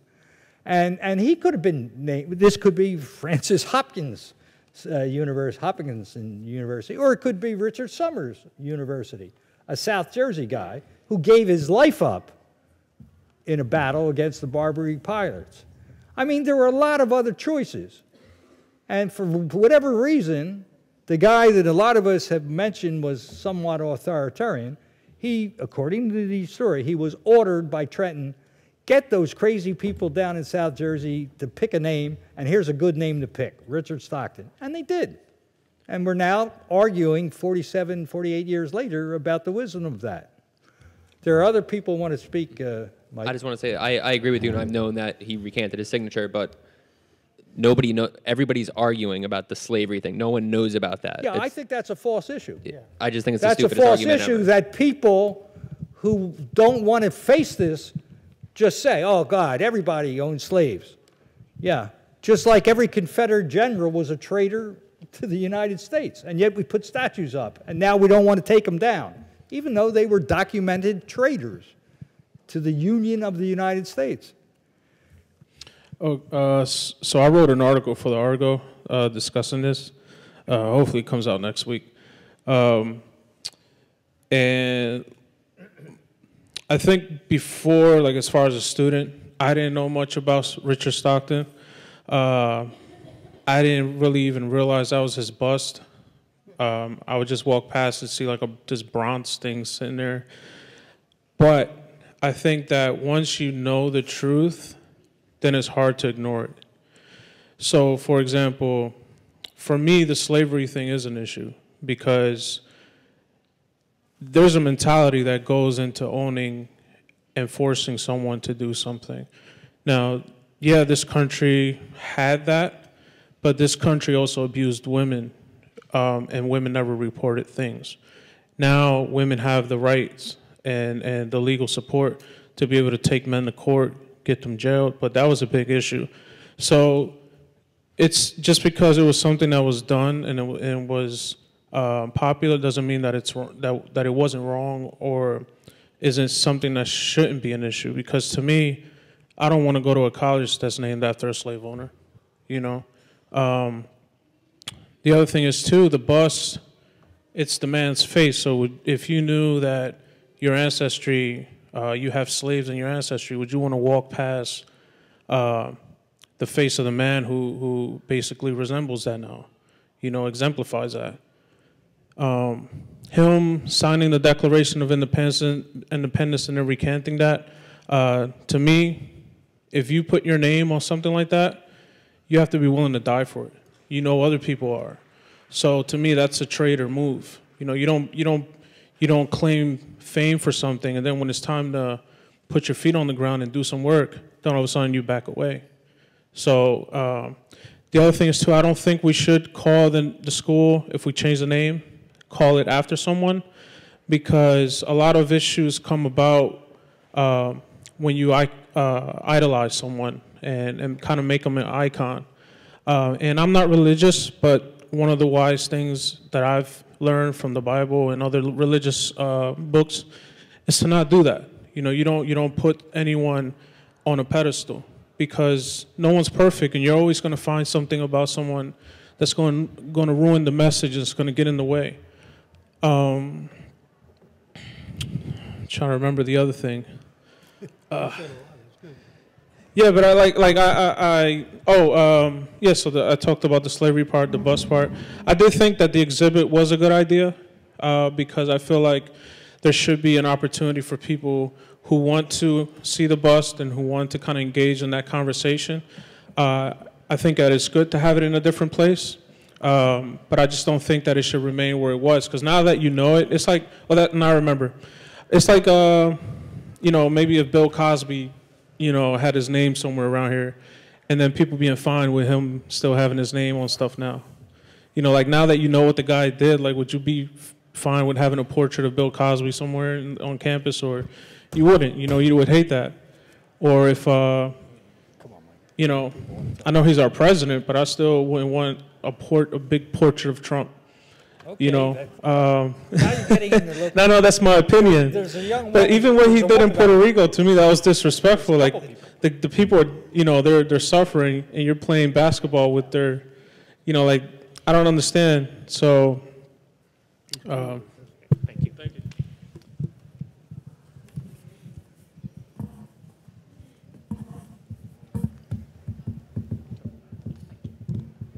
Hi.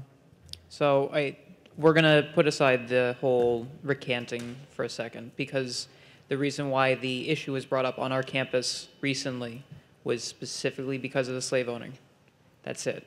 I understand that that is a primary issue for why, you know, you should not name the school after somebody who, in fact, if the legend is true, is a traitor to our country and our cause as a free, independent nation. Now, the slave owning specifically is being judged on today's standards of morality. It's at that point in time, the average slave owner didn't give a damn. He was making money off of the backs of other people's labor. And yet, nobody had an issue with it at the time. It just was a given fact. And we are going back into the past. This university, for some reason, is going back into the past, applying our standards of culture and judging people on those standards. And I was at the rally, and I felt like I couldn't give a voice. And as past faculty and students, I wonder if you have a voice to give, specifically about this new revisionist culture that we have. I've already stated, I don't see it as a revisionist culture. I see it as a culture facing the reality of its past. And that's what this whole controversy is, facing the reality of who we once were. And we shouldn't continue to pretend otherwise. And I've tried to use some examples about Benedict Arnold. Would you want to go to a school named after Benedict Arnold? Would you want to go to a school named after some of the people who committed atrocities, not so much in this country, but in other countries? The issue is slavery to some. I've made it clear it's not that much of an issue to me, because I accept that cultures change over time, And what is considered appropriate at one time may not be considered appropriate at another time. A quick example of that, I happen to be among those who are pro-choice. But I often wonder if 100 years from now, if the pro-life people finally win and abortion is viewed as this disgusting, immoral act, what would my great-grandchildren think if they found out I wrote articles in favor of abortion? And I hope they would understand. So I agree with that part of your analysis. But I also agree with this gentleman's part of the analysis is that it represents a realistic confrontation of our past. And once all of the information comes out about Richard Stockton, as you said, you want to put the fact that he recanted aside, you can't. Because that, to me, is the real issue. The fact that this guy signed a document of one of 56 people, said we put our life, liberty, and property on the line, and as soon as he gets captured, he quickly signs a letter saying, I'm sorry I did that. And Jose has bought into the torture argument, which, as Mike has said, most historians disagree with that torture argument. He was mistreated like all American. He was mistreated like everybody. Let's move on. Okay. Well, let me just say one thing. My point is that if your position is that his bus should be placed somewhere else because, for whatever the reason, how can you then argue that the name should not be changed? That's a no. I'm not saying you. I'm not saying you. I mean, in terms of the argument that is being presented, if it's an embarrassment for whatever the reason to have his bust out there, how do you feel about? If you feel that way, his bus should not be there. How do you feel about going to the entrance and seeing his name on there? You know. So if you're going to change, we're going to move on. There's other people want to ask. I just wanted to say that I agree with what was said over there, that like the main issue on our campus is not the fact that he's a traitor. Like that was not the reason the issue was being broached. You didn't know it until recently. No, that's very true. However, I still think to brush off the fact that, oh, he was a slave owner because a lot of people were is very silly and also kind of revisionist, because there were plenty of people who also knew that that was wrong and didn't own slaves. Yeah, I agree. So there's plenty of people that we could have chose from New Jersey that weren't slave owners. In fact, probably more people were not slave owners in New Jersey than were. So that's kind of a weird argument to me to say like, oh, everybody was fine with it, so it's kind of okay. And people still do protest other founding fathers, like Thomas Jefferson, for raping his slaves and then enslaving his children. Like, just because people did great things, they've also had the capacity to do terrible things. I'm sure dictators have like improved their countries for some people and then murdered thousands and millions of other people. It doesn't. The good things you do can't automatically outweigh the bad things you do if you're doing more bad things. And I think signing the Declaration of Independence is outweighed by owning human lives. Okay. Moving off, I think we've beaten that topic. Are there other questions people have? Are there other things you'd like to ask our panel to weigh in on? About, yeah. Right there. Well, we're holding this group of students here. I'm back. I'm an environmental science student. I was wondering how, when the school was founded, how green we were and how much greenness was a concept of Stockton. And Dick, this is your topic. I didn't hear the question. How green we were. How's the college We were green. How green were we in 1971? Well, olive green. I'll answer that. You mean environmental green? Yes, that's what she. That's what I became an environmentalist because I came to Stockton College. In the early days, environmental studies was our flagship program, and SAVE, Student Action Volunteers for the Environment, was one of the biggest clubs on campus. And they used to come to faculty offices to take away our paper for recycling. When that got too much, there was a house in the parking lot, a little red house, remember that? So you'd have to take your paper there. I got so into recycling that I would bring my mother's recycling all the way from Monmouth County in my car to drop in that little red house. I cannot not recycle, and that's purposeful double negative. All right, yes? You told the story that there was a committee that if you wanted to knock down a tree, Jose, you had to get a permit. Use the microphone. Libby Marsh, rest in peace, Libby Marsh. Yeah. She was agitated, remember, beyond words, because they wanted to build a footpath between here and the first housing. And she fought it. She fought it. Yeah. That's how green we were. And that, how many years ago was it? I went away for the summer, came back, and all the trees were gone. Bjork, probably. Yes, no, it was after Bjork. It was after Bjork. And we paid a fine, the college paid a fine for the privilege of chopping down those trees. So the philosophy was that we were visitors. We were like, the forest was the owner. Like, I don't know how else to put it. And we were just, the buildings should not outshine the forest. So the buildings were supposed to be a certain height. You couldn't knock down a tree unless somebody said, you know, it's absolutely necessary to knock down a tree. I mean, it was, now it looks, you know, I wish we were back there, but we've lost a lot of that feeling. The present landscaping that has developed on this campus to make it look more like a college and a university was not the initial case.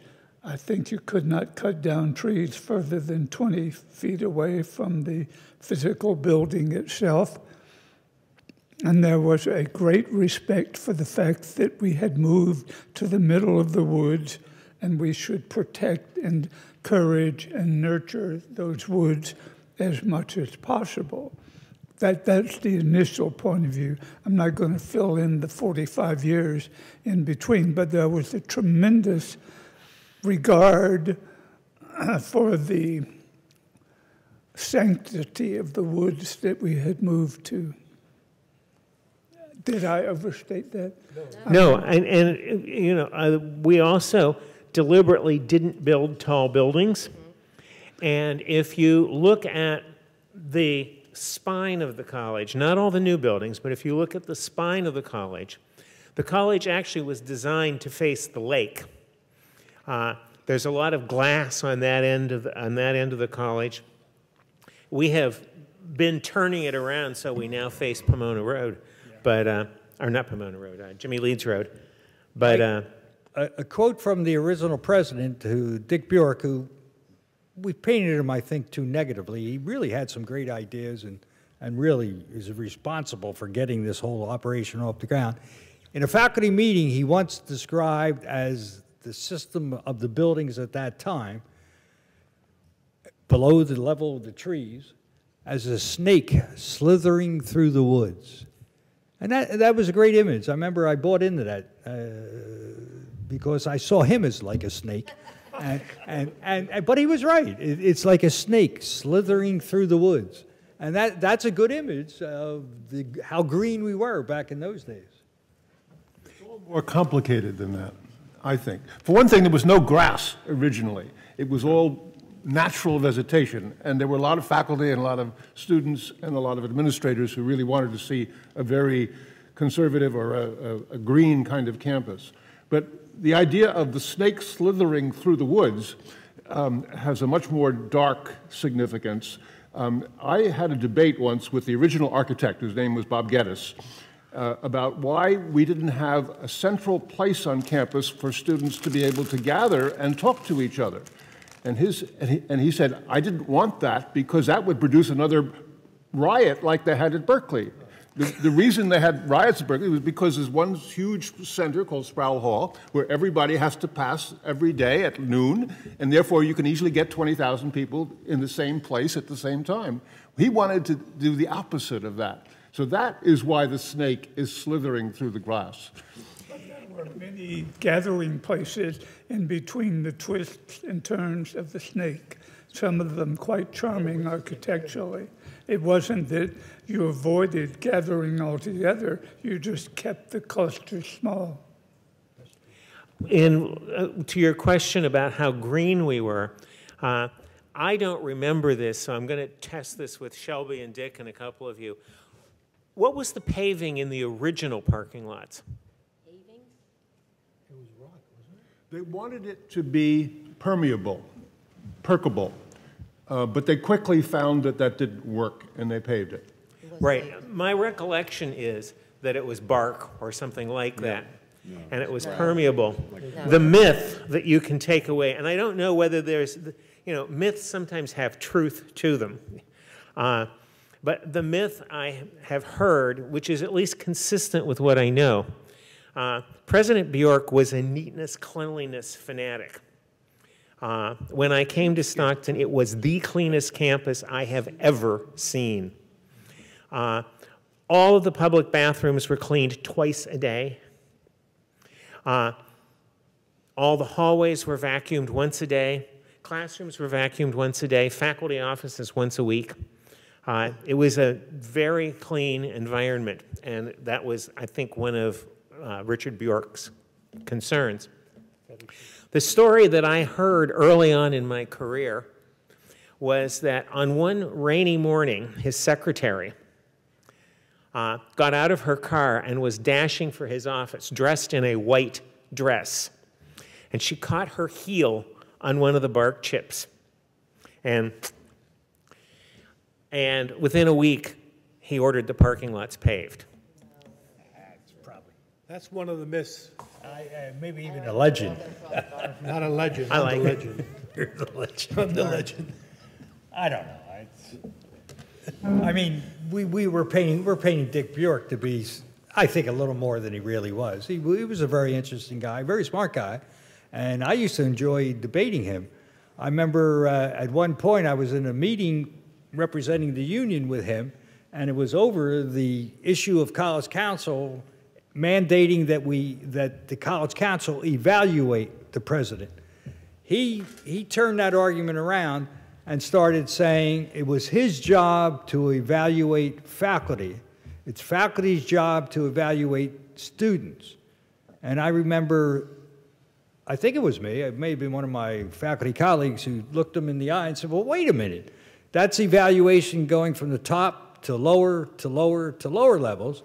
Why not turn it around? And the lower levels get together and evaluate the guy at the top. I think we need to evaluate the president. That's why we on the College Council have passed the resolution to do that. And he looked at me and he had this strange laugh.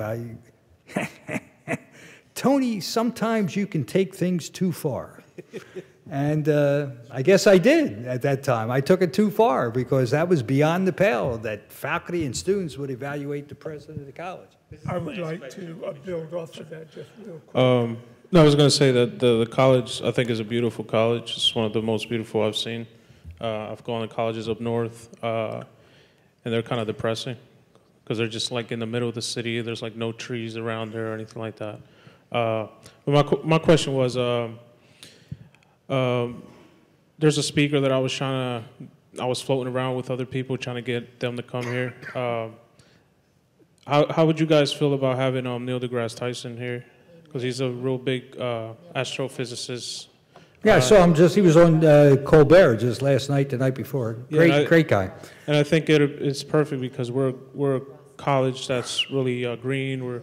We're in the woods, like we're climate change oriented, and I feel like it would just be a great profile speaker for us, and a lot of people need to hear his message. So, yeah.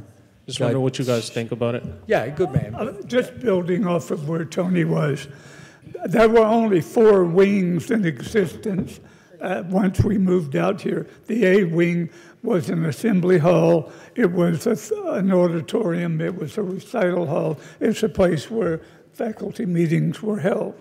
And during one of those, Tony, just to show you the kind of personality that us older guys had when we were that young, Tony stood up and said, "I want your job." And that was following the president's statement that you should not assume that I know anything about you. You should be a constant advertisement for yourself. Did I get that quote reasonably right?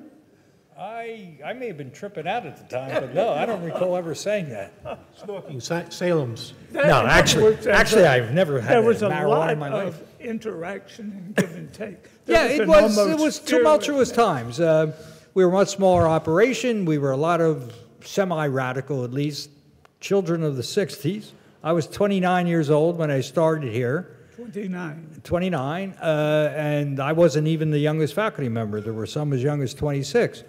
And I was only a couple of years older than these two guys. You still are. I was Jose's advisor, and I was Dan's mentor.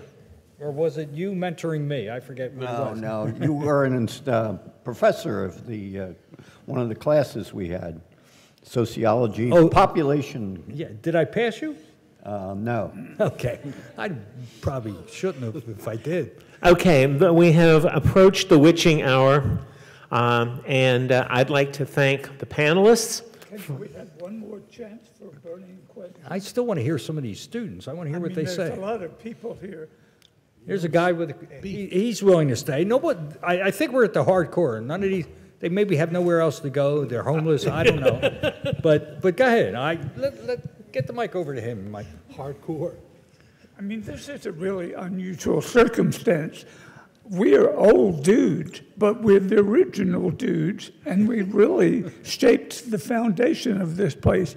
So you've got a chance to ask people directly about what you've been wondering about. What's the origin of how Lake Fred and Pam got their name? Great story. Great story. Go ahead, Dan. Tell your story, the long Go ahead, version, Dan. not the short. What was the question again, please? Lake Fred, Bert. Well, there were several stories about how Lake Fred got its name. I prefer the story. There was a artist for the Argo who used to walk around the lake, spend a lot of time drawing for the Argo. He won several awards. He was a gifted artist, actually. His name happened to be Fred Summers. And through usage, the name, people would ask, why, where is Fred? And we'd say, he's over by the lake. Now, of course, there's several other naming stories. Another version, which has been debunked by a couple of people that worked in the president's office at that time.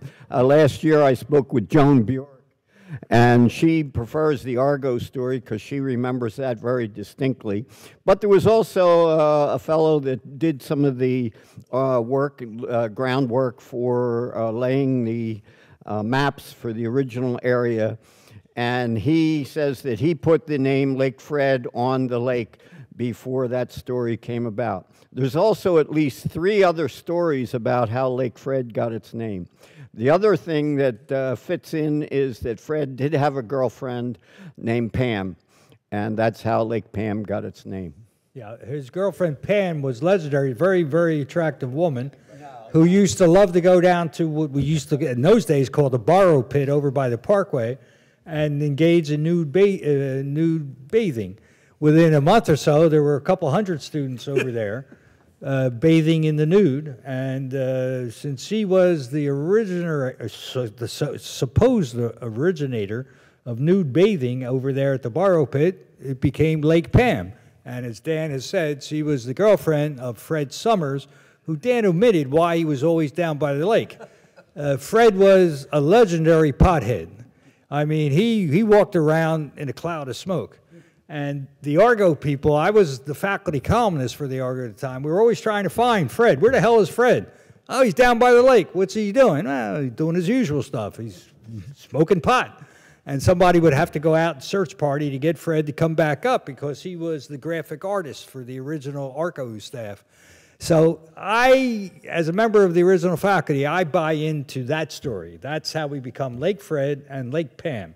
But as Dan said, there are other somewhat credible stories too. But we're myths and legends, so we create whatever myth we want. One other story is that a fellow that owned the original property, his name was Fred Lake. So I don't know if you buy that story, but that is, yeah, they didn't want to call it Lake, so they called it Lake Fred. So that's one of at least 5 stories about how the name came about. And the Lake family is prominent in the area. Yes, that's true. Lake. Okay, Any other questions, or are we wrapping up? Well, I was thinking we'd wrap up. I have 2 more questions. I have one here and I have one back there, so I'm going to do that. But keep them short. I've heard stories that somebody died in Lake Pam. Has anybody ever actually died here on campus? Not in Lake Pam. There was a person shot in one of the offices once, long time ago. They didn't die. No. Did he die? I don't think Maybe so. not. Okay. I actually did believe somebody did What? die in Lake Pam. There, They drowned. well, worse. It was, there used to be a platform on the east side of the lake, and they were not students. There was a couple, and they may have been in an altered state of consciousness, and he dove off the platform into Lake Fred and broke his neck. Into Lake Pam. I mean, Lake Pam, yes. Which is very, very... Right, most of it. There was one back here. You're the last question. So on the same note as that one Lake Pam name origin story, is there any truth behind the stories of clothing optional classes? Yes. Yes. Can I answer that? Since Well, you're the expert on that. well, not really, because I like telling the story. At that time, there were two courses that were engaged in what you call sexual presentations. The course that Jose and one of his buddy students convinced me to be the faculty member to start it, the human sexuality course, which started in September of '72. And that was, in one respect, a standard, straightforward human sexuality course, but in many respects wasn't. We had porno flicks. One night we showed porno flicks because one of the nice things about having so many cops who were veterans taking courses here, they always were able to provide me with up-to-date porno movies that had just been confiscated. Get to the clothing option. Okay. Yes. All right. My course, everybody kept their clothes on, at least in the class. There was a second course called Women and Their Bodies. It was taught by another professor who began taking his students off campus, and his wife, who was not a member of the faculty, used to be with him and actually co-taught the course. Halfway through the semester, one of their students said, look, this course is designed to make us, the women, comfortable with our bodies. I suggest we take our clothes off. He took a vote, and they decided the next night they were going to meet, they would come clothing optional. The next time they met, it was again at his home. One of the women in the course brought her mother with her. Her mother joined her daughter in removing her clothes, and they had a regular session talking about women and their bodies, et cetera, et cetera. A couple of weeks go by, and rumors start circulating that this guy is doing this clothing optional course. They call him into the office, and he denies it. He denies it. No, we're not doing that. Who told you that? That's not true. Well, the fact is, we all knew it was true. And I was one of the union reps, and we had to defend him in the arbitration that came up, and we did our best to try to defend him. But the arbitrator came up with a nice solution to this problem. He claimed academic freedom after finally admitting that it was clothing optional, after admitting that he had no permission to take the course off campus and into his home, and certainly no one had given him permission to have a clothing optional course. It was just academic freedom. So we pursued that line in trying to defend him 2 years later. And the arbitrator, I reluctantly agree, came up with a good solution. He said, if academic freedom means anything, you stand up for what you're doing. You admit you're doing it, and you give an academic reason for why you're doing it. We have documented the college that you originally denied you were doing any of this. Therefore, I can't find for you that this was an academic freedom issue. And he withstood the firing of that gentleman. And again, as one of the union reps that had represented him, we didn't like that result. But I am now admitting publicly that I thought it was a just result. Am I correct in my memory that was that Jack Barenge? I didn't want to mention his name, but his name was Jack Ferenz. Well, because it's one of the ways to put rumor to rest. This really happened. It was covered by the Atlantic City Press. You can go back into now that you can search the archives, you can look up Jack Ferenz. The same thing happened in the sauna where people were going in without clothes on until finally it too was covered in the Atlantic City Press, and the solution was to keep a towel in the appropriate places. So these things can be checked out. The appropriate place of the towels was over your eyes. Yes. So you didn't have to see that. Okay. Part of my concern about today's climate with alternative facts is that people do not try to go to sources. And it's possible to find the sources on these particular issues, and it is a matter of fact. Okay, I want to thank the panelists. I want to thank all